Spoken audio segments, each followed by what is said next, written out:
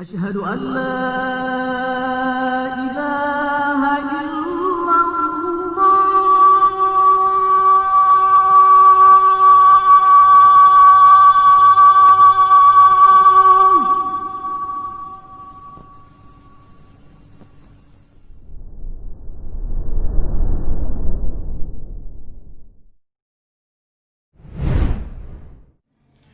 السلام عليكم ورحمة الله وبركاته.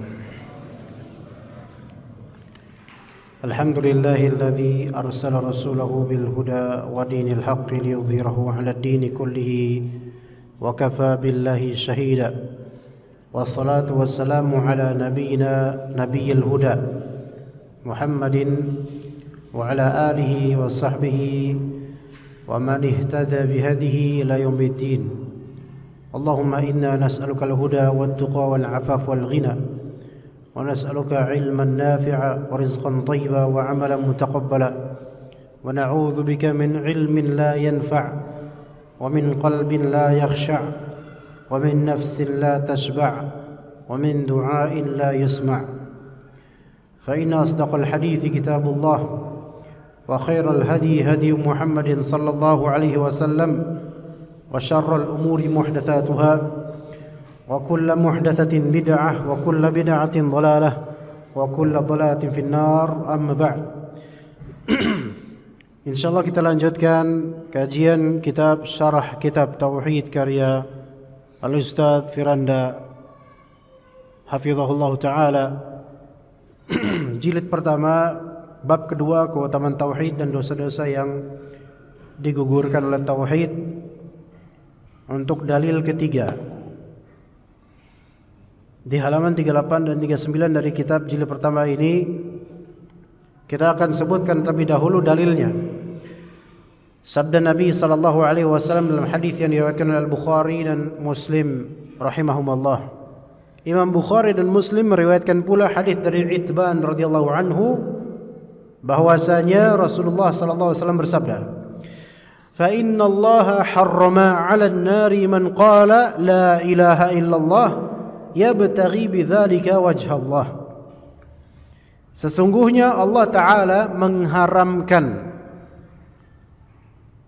neraka bagi orang-orang yang mengucapkan la ilaha illallah dengan ikhlas dan hanya mengharapkan pahala melihat wajah Allah. Ya, betul-betul ikhlas dia mengucapkan la ilaha illallah tersebut. Dan la ilaha illallah kalimat teragung, atau disebut juga kalimat tauhid, atau disebut juga kalimatul ikhlas, atau disebut juga kalimat syahadat. Ya. Jadi saya ulangi lagi nih. Sesungguhnya Allah mengharamkan neraka. Jadi Allah Ta'ala tidak akan memasukkan orang-orang ini ke neraka. Tapi nanti ada rincian, ya. Ada rincian nanti. Tapi bagi siapa? Bagi orang-orang yang mengucapkan la ilaha illallah dengan ikhlas dan hanya mengharapkan pahala melihat wajah Allah Ta'ala. Ada rincian, penjelasan rincinya supaya tidak salah faham. Karena mungkin muncul pertanyaan, segampang itukah agama ini sehingga kita cukup mengucapkan la ilaha illallah ikhlas sudah tidak akan masuk neraka walaupun dosanya sebegitu banyak. Ini akan dibahas insyaallah, dan semoga tertemukan jawabannya, dan semoga Allah berikan kemudahan untuk kita memahami dan menjelaskannya dengan izin Allah Ta'ala. Kata penjelas yaitu Ustaz Firanda Hafizullah, sisi pendalilan untuk bab ini, keutamaan tauhid dan dosa-dosa yang digugurkan oleh tauhid, adalah keutamaan bagi orang yang mengucapkan kalimat tauhid dengan ikhlas, kalimat la ilaha illallah dengan ikhlas, atau bahasa kita sekarang tahlil, mengucapkan tahlil dengan ikhlas, mengharapkan wajah Allah. Wajah Allah, sifat dzatiyah wajah Allah. Tidak diterjemahkan mengharapkan ridha Allah, walaupun iya betul, kita mengharapkan ridha Allah betul. Tapi wajah Allah, ada sifat Allah, wajah Allah Ta'ala memiliki wajah yang tidak sama dengan wajah kita, yang sesuai dengan keagungan Allah Ta'ala, yang tidak boleh direka-reka, tidak boleh dibayangkan karena belum pernah kita melihatnya, dan tidak dibagaimanakan dalam Al-Quran atau hadis, melainkan khalas imani saja Allah Ta'ala memiliki wajah yang kelak akan dilihat oleh orang-orang beriman di surga nanti, dan itu senikmat-nikmatnya kenikmatan yang tiada kenikmatan setara dengan kenikmatan tersebut, yaitu melihat wajah Allah Subhanahu wa Ta'ala. Kita mengucapkan la ilaha illallah betul-betul gitu loh. Ya. Jadi bukan tahlil demi nasi berkat, bukan. Bukan demi materi dunia yang enggak seberapa atau demi amplop, bukan. Tapi betul-betul mengharapkan pahala dari Allah Subhanahu wa Ta'ala. Tidak ada konten duniawi dari lafal la ilaha illallahnya. Kemudian, yaitu neraka diharamkan bagi orang ini. Dan ini merupakan kelaziman dari hadis sebelumnya, dalil sebelumnya yang mengatakan yang tadi, yang 2 pekan lalu kira-kira, tentang syahadat la ilaha illallah wahdahu la syarikalah, Muhammad abduhu wa rasuluh, Isa adalah hamba Allah dan rasulnya, dan kalimat yang Allah Ta'ala berikan kepada Maryam, dan ruh yang Allah ciptakan, dan juga surga itu hak, neraka itu hak, maka Allah masukkan dia ke surga. Sama ini, dalilnya sama. Maka kalau dalam hadis sebelumnya Nabi berkata Allah pasti memasukkan ke dalam surga bagaimanapun kondisi amal perbuatannya, maka dalam hadis ini disebutkan sesungguhnya Allah mengharamkan atasnya neraka. Ya, siapa di antara kita yang tidak mau diharamkan atas diri kita neraka? Ya, artinya tidak terjilat api neraka. Dan pengharaman dari neraka merupakan kelaziman dari pemasukan ke dalam surga. Karena tidak mungkin terjadinya 2 hal ini dalam satu momentum yang sama. Seseorang masuk surga sambil nyambi masuk neraka, enggak ada. Seseorang masuk neraka sambil magang di surga, enggak ada. Imma sedang masuk surga, imma sedang masuk neraka. Pilih mana? Pilihan itu antum yang pilih sekarang di dunia dengan cara beriman dan beramal saleh. Pada hadis ini, jika seseorang mengucapkan la ilaha illallah dengan ikhlas dan memurnikan diri dari kesyirikan, ya, namun melakukan sebagian dosa, melakukan sebagian kemaksiatan, sehingga meninggal sebelum bertaubat dari dosa dan kemaksiatan tersebut, maka ia nanti berada di bawah kehendak Allah Ta'ala. Maka ini kaidah, perhatikan jemaah sekalian, Muslim, kaidah seorang Muslim dan mukmin harus dia tahu.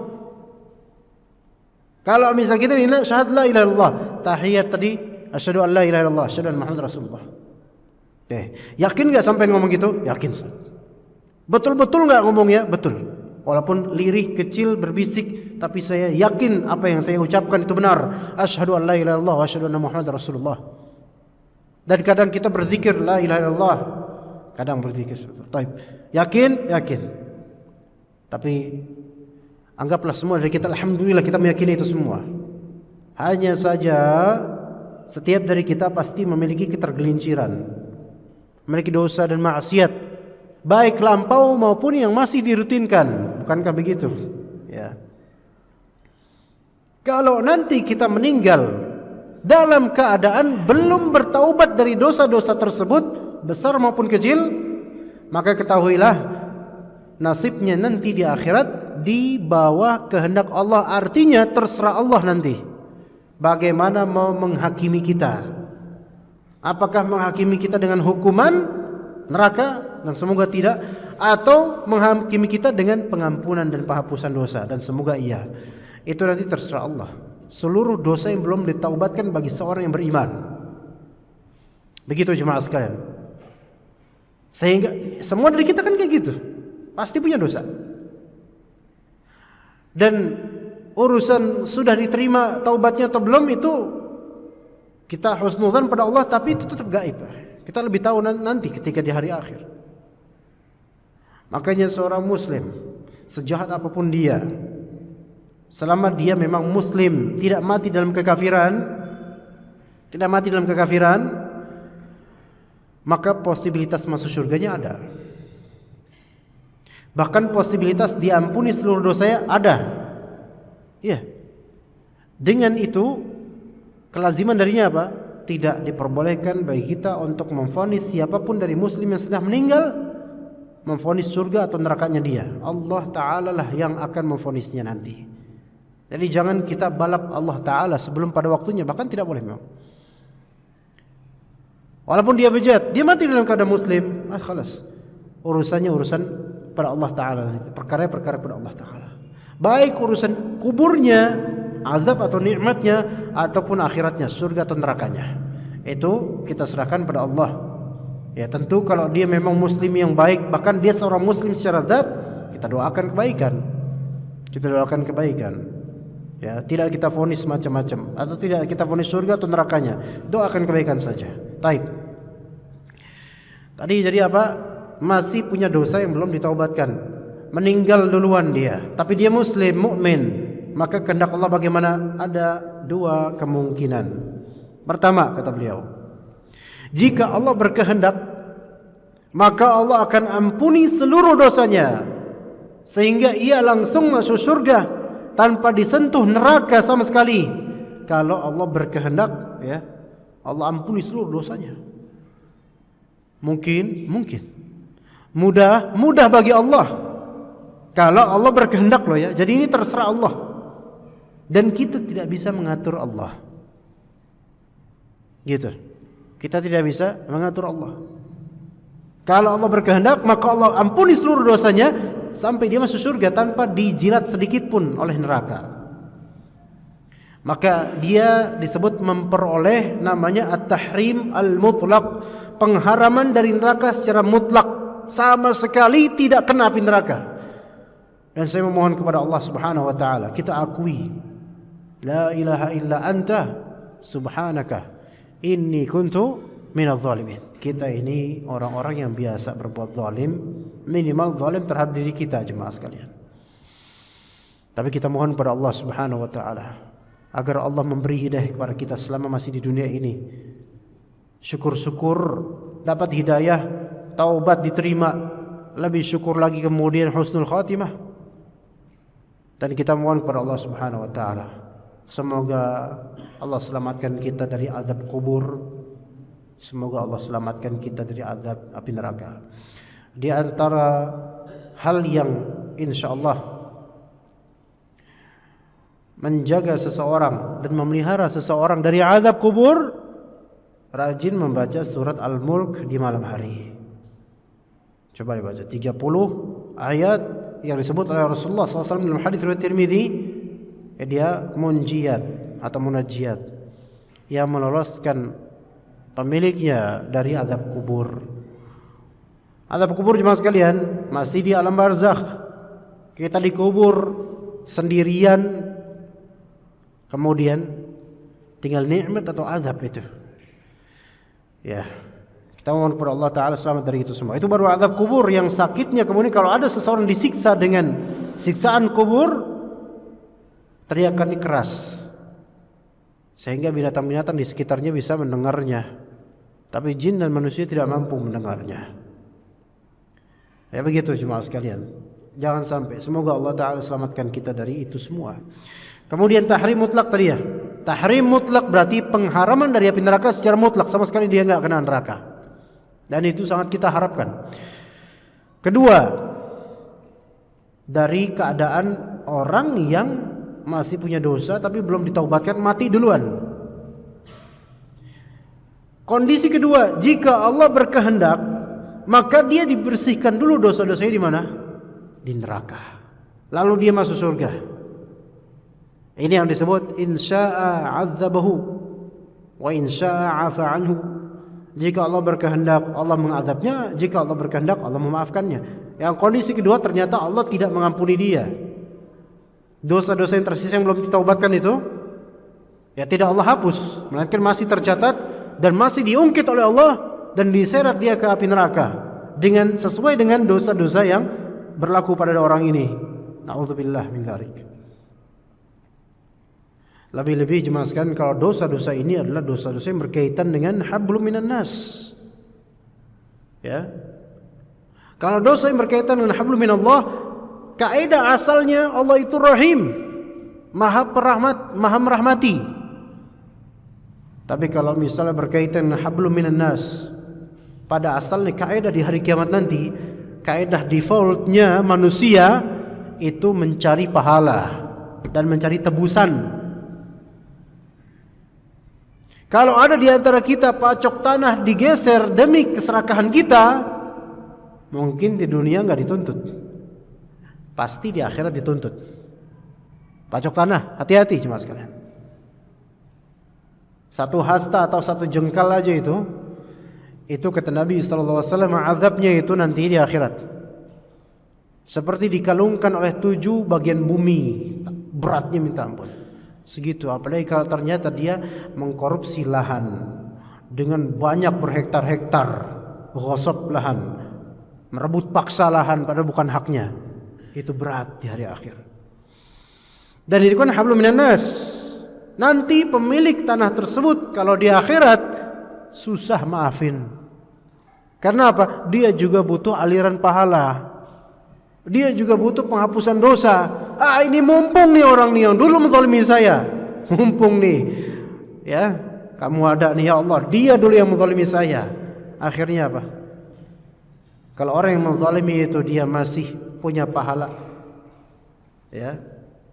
Bisa saja pahalanya ditransfer ke orang yang telah dia zalimi. Kalau ternyata orang itu nggak punya pahala, atau yang dizalimi juga orang kafir misalnya, maka dosanya ditransfer ke orang yang menzalimi. Jadi rugi besar jemaah sekalian. Makanya hablum minan nas, masalah kezaliman yang dimaksud kezaliman darah, dari segi darah ataupun dari segi harta. Darah justru itu yang paling pertama ditanya di hari akhir dalam urusan muamalah bainan nas, sebagaimana kata Nabi sallallahu alaihi wasallam. Dalam hablum minallah yang paling pertama ditanya di akhirat apa? Salat. Dalam urusan muamalah hablum minan nas yang paling pertama ditanya apa? Darah. Maka hati-hati memfatwakan sesuatu yang berujung pada pertumpahan darah. Ya. Apalagi pergolakan antar masyarakat dengan pemerintah. Hati-hati. Ya. Kemudian dalam urusan pertetanggaan dan seterusnya, darah. Harta kemudian ditanya. Ya, ini kalau saya bahas ini lebih lanjut panjang jemaah sekalian. Jadi kita fokus di buku aja. Maka kalau seseorang dia tidak bertaubat dari dosanya, tapi dia muslim, mukmin, mati kemudian masih menyisakan catatan amalan dosa, imma dia mendapatkan pengharaman mutlak, yaitu dihapus seluruh dosanya, atau tidak dihapus seluruh dosa-dosa itu dan dia dihapus dengan cara dibersihkan dulu, diazab di neraka dulu, nanti bakal keluar pada waktunya.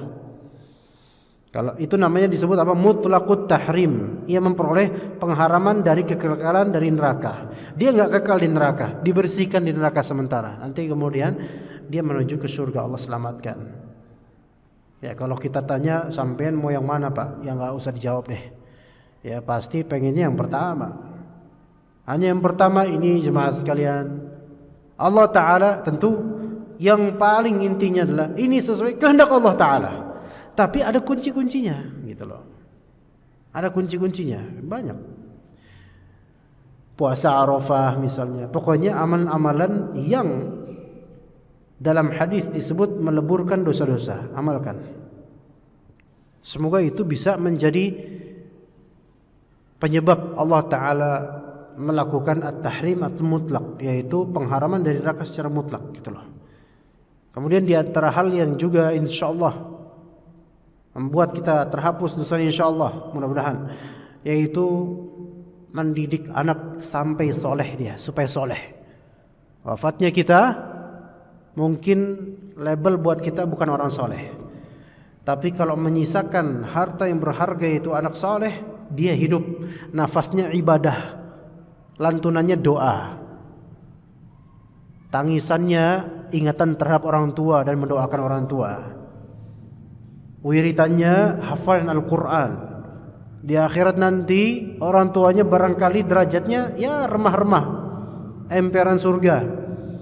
Tapi kemudian karena anaknya saleh, rajin berdoa, memiliki perbendaharaan hafalan dan bacaan Al-Quran yang luar biasa, orang tuanya kaget. Ya Allah, kata Nabi SAW, ini saya kok bisa setinggi ini ya Allah? Gerangan kenapa? Kok saya bisa begini derajatnya di surga? Itu anakmu yastaghfiru laka. Anakmu mendoakan istighfar untukmu setelah matimu. Bekal jemaah sekalian. Itu bekal. anak soleh, ya. Dan di antara yang ini perlu juga saya ungkap di sini nih, karena berkaitan dengan sini dan di manapun daerah jemaah sekalian, termasuk di daerah saya, anak-anak yang bermain kalau udah mau maghrib, bapak-bapaknya suruh pulang. Maksudnya bukan bapak-bapaknya pulang, bukan anak-anaknya suruh bapak-bapak atau ibunya nak pulang. Kayak dulu zaman kita masih kecil.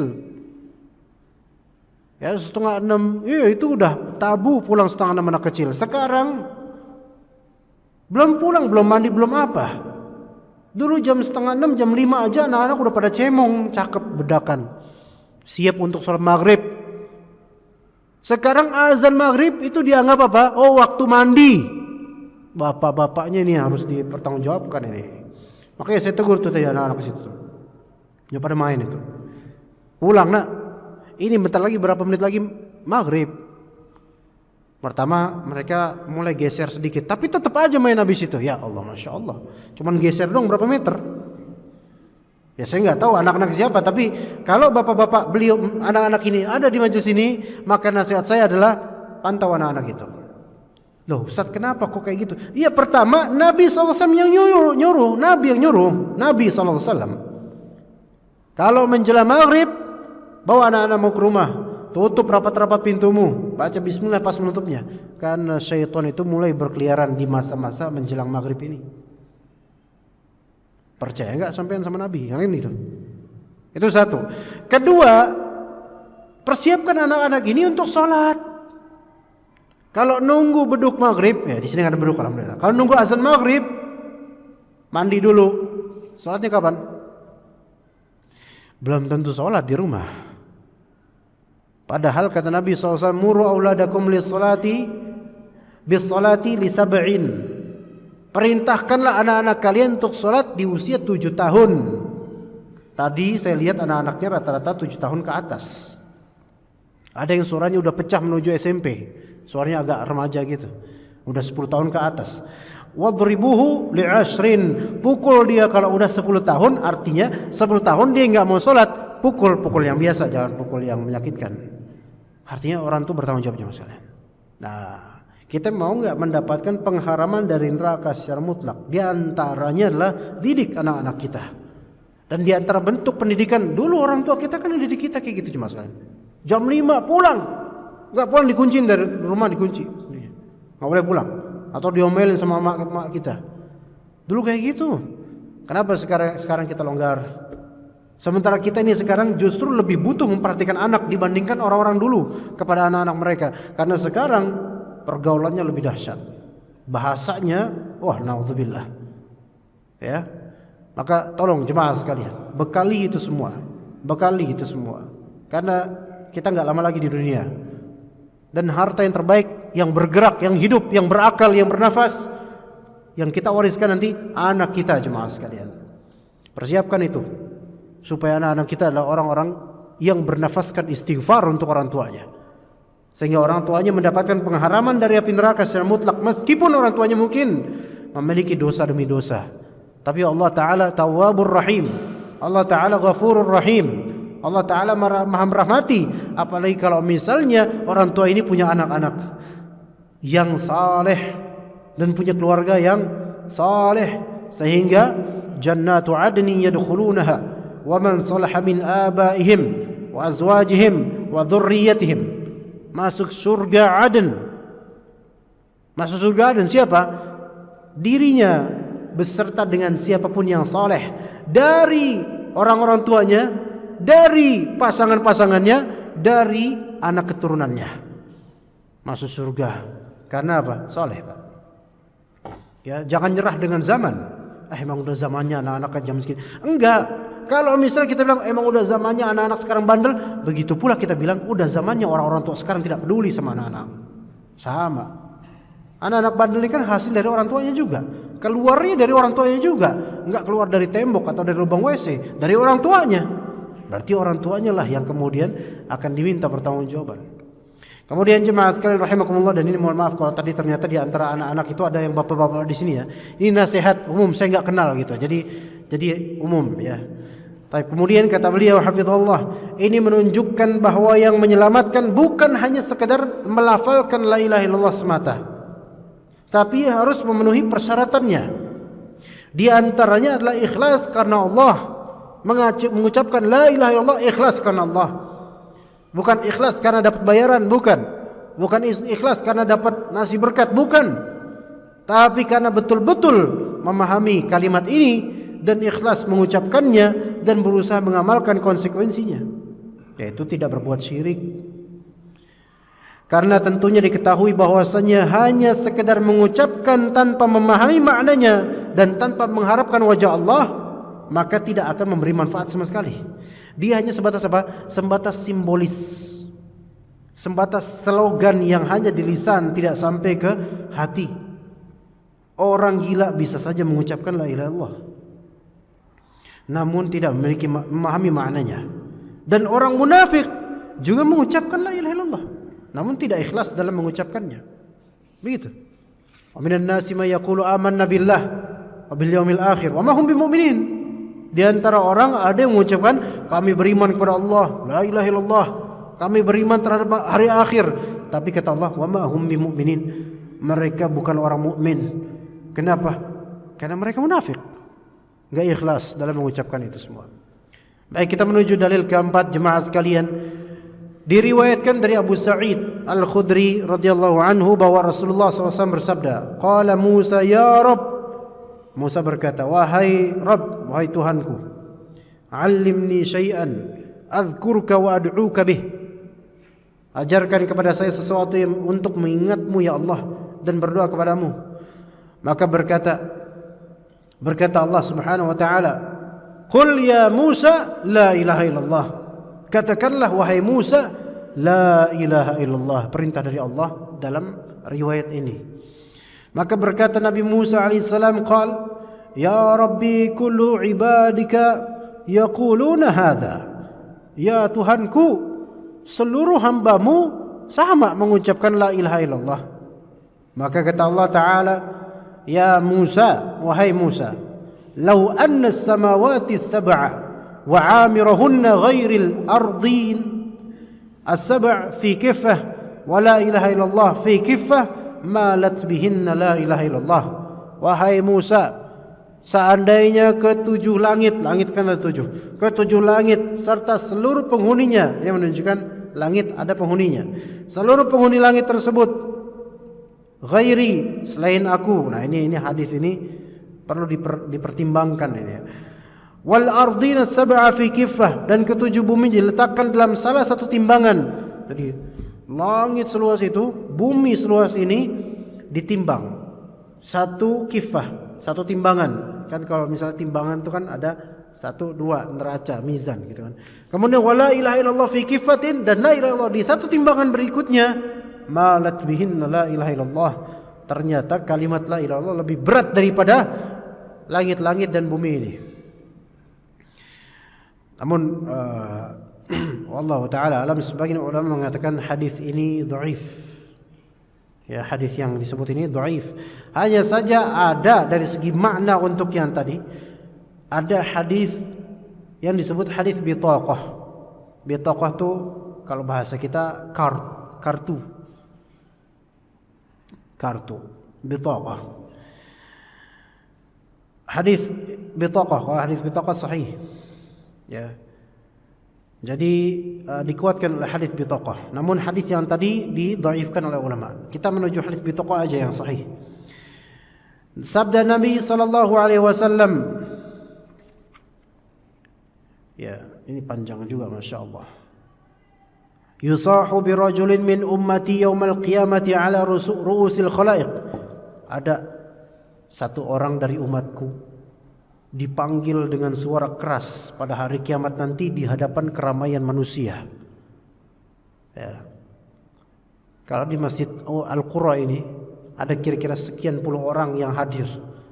Anda panggil satu orang di antara antum, rasanya gimana Pak? Dredeg ya. Waduh, ada apa nih saya dipanggil? Keras lagi manggilnya. Tapi ini ala ru'usil khalaiq, di keramaian makhluk manusia. Ada berapa miliar? Allah lebih tahu jumlahnya. Fayunsharu alaihi 99 sijla. Lalu dibukakan atasnya buat orang ini 99 catatan. 99 catatan. 99 notes ya. Kullu sijillin maddul basar. Satu note, satu catatan itu luasnya sejauh mata memandang. Ya. Catatan apa, Pak? Catatan amal. 99. Banyak banget, Masya Allah. Kalau catatan bond sebanyak itu, pusing lihatnya. Thumma yaqulu Allahu azza wa jalla, Allah kemudian berkata, hal tunkiru min hadha syai'a? Apakah ada yang kamu ingkari dari catatan ini? Maka berkata hamba yang miskin ini, la ya Rabb. Enggak ya Rabb, enggak bisa saya pungkiri, iya saya begitu. Saya kayak gitu emang. Fayaqul, maka berkata Allah Ta'ala, adzalamatka katabatil hafidhun? Apakah malaikat-malaikat pencatat amal itu telah menzalimimu? Yaitu mencatat amalan yang tidak kamu amalkan. Maka berkata hamba ini, la ya Rabb, enggak, mereka benar. Maka berkata Allah Ta'ala, alaka udhrun, alaka hasanah? Kamu punya uzur enggak? Kamu punya kebaikan enggak? Maka kemudian fayuhabu atau fayahabu rajul, orang itu ketakutan. Faham enggak apa maksudnya? 99 catatan amal. Satu catatan amal aja itu panjangnya sejauh mata memandang. 99, Pak. Dan Allah Ta'ala katakan, ngaku enggak? Ngaku ya Allah. Yang mencatat amal burukmu ini zalim enggak sama kamu? Enggak ya Allah, benar mereka. Kamu punya uzur enggak kok bisa kayak gitu? Punya kebaikan enggak kamu? Ketakutan orang itu. Ya. Maka berkata dia, la, saya enggak punya apa-apa ya Allah. Maka berkata Allah, bala. Ya, kata Allah, inna laka indana hasanat. Orang kalau udah punya ketakutan gimana, Pak? Kalau udah ketakutan, antum punya bond yang banyak, sekarang ditagih. Antum lagi kere, lagi butuh, ditagih, lagi butuh, ditagih. Punya apa saya? Gitu kan? Ketakutan, udah nggak bisa mikir dah. Saya nggak punya apa-apa ya Allah, nggak punya kebaikan sama sekali. Maka Allah Ta'ala kemudian menyangkal. Allah menyangkal kemudian, bala innalaka indana hasanat. Bagi kami kamu punya kebaikan-kebaikan. Wa innahu la yuzlamu 'alaikal yaum. Engkau tidak akan dizalimi hari ini. Fatukhraju lahu bitaqah, maka dikeluarkan untuk dia satu bitaqah, one card, satu kartu. Fiha, termaktub dan tertulis di kartu itu, asyhadu an la ilaha illallah wa anna Muhammadar Rasulullah. Tertulis di kartu itu apa? Saya bersaksi tiada yang berhak disembah selain Allah dan bahwa saya Muhammad adalah Rasulnya, abduhu, hambanya dan Rasulnya Allah. Fayaqul, ya Rabbi, ma hadhihi al-bitaqah ma'a hadhihi as-sijillat? Ya Allah, ini kartu apa ya Allah? Dan ini catatan apa ya Allah? Maka kata Allah, fa innaka la tuzlam, kamu enggak bakal dizalimi. Maka kemudian tadi sijilat itu apa? Catatan yang 99 itu isi dosa tok, Pak. Fatud'u sijillatu fi kiffah. Kan ada neraca mizan. Di hari kiamat nanti ada mizan. Mizan di sini atau apa? Timbangan, neraca, ya. Kan ada kifatain, ada dua kifah, dua telinga. Neraca itu punya dua telinga. Ditimbang. Mana yang lebih berat? Fatud'u sijillatu fi kiffah. 99 lembaran catatan itu ditaruh di satu telinga mizan raja, wal bitaqatu fi kiffah, dan satu kartu tadi la ilaha illallah Muhammad Rasulullah ditaruh di satunya lagi dari neraca itu. Fatashatis sijillat, maka kemudian ternyata catatan-catatan keburukan itu menjadi ringan. Wa thaqulat al bitaqah, dan satu kartu itu menjadi berat. Allahu Akbar. Itu Pak yang sampean baca di setiap tahiyat salat. Asyhadu an la ilaha illallah asyhadu anna Rasulullah. Itu yang sampean baca setelah wudu. Itu yang saya baca. Berat itu timbangannya kalau betul-betul ikhlas. Seberapa apapun dosa Anda. Tapi ini juga jangan meremehkan dosa. Ya.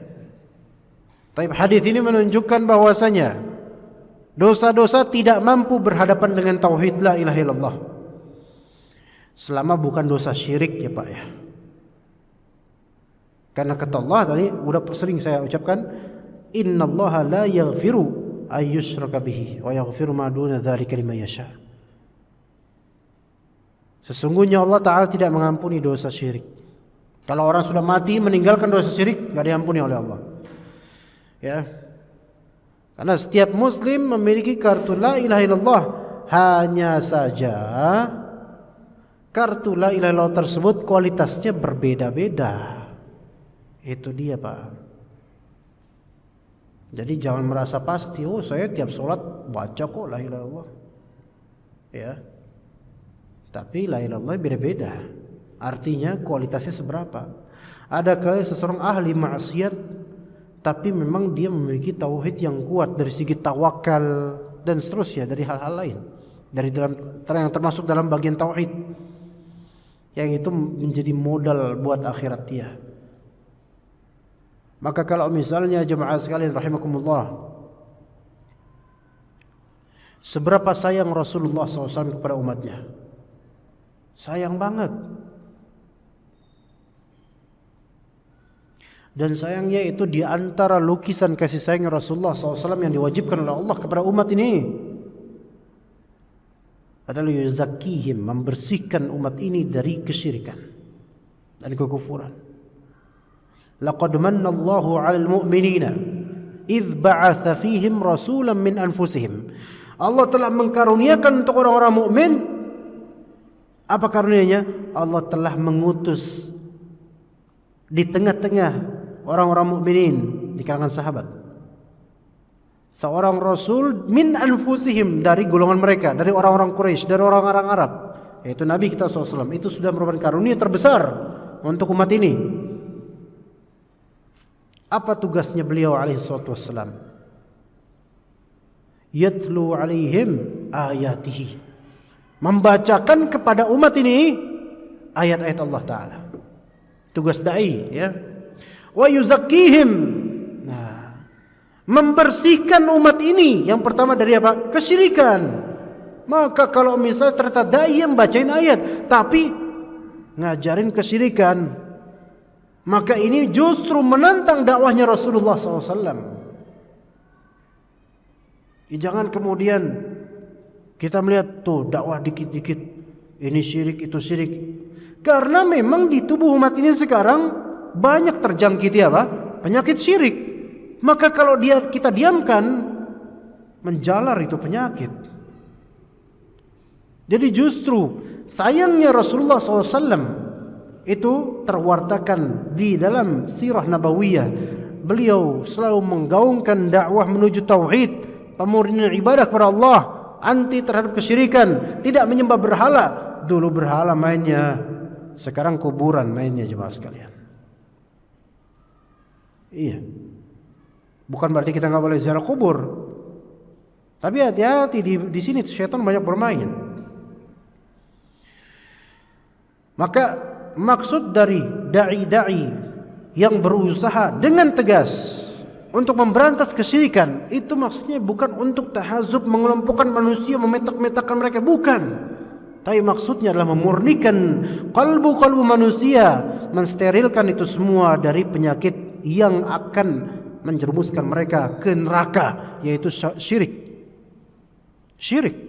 Dan syirik itu bentuknya bukan cuman ada orang di depan patung dia sembah.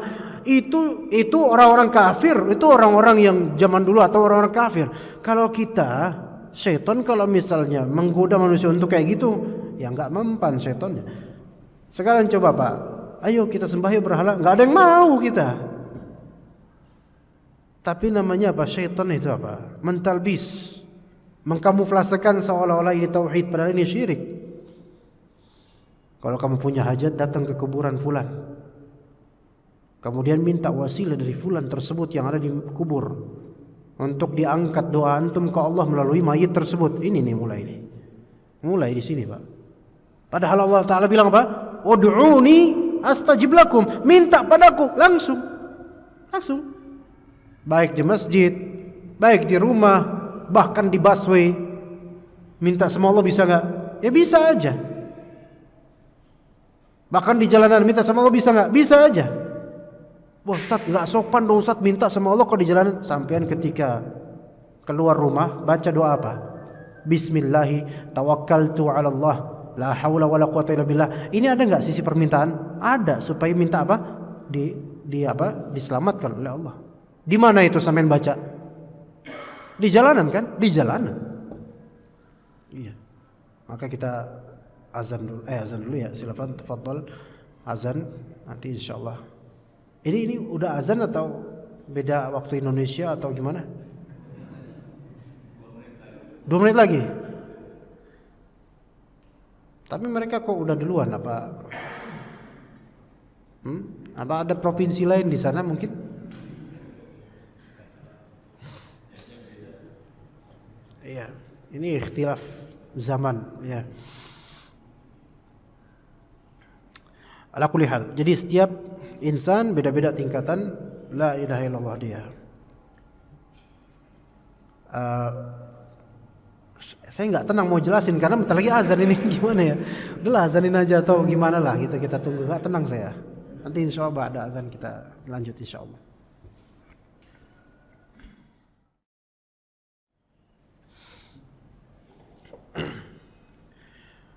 Bismillah wassalatu wassalamu ala Rasulillah. Amma ba'd.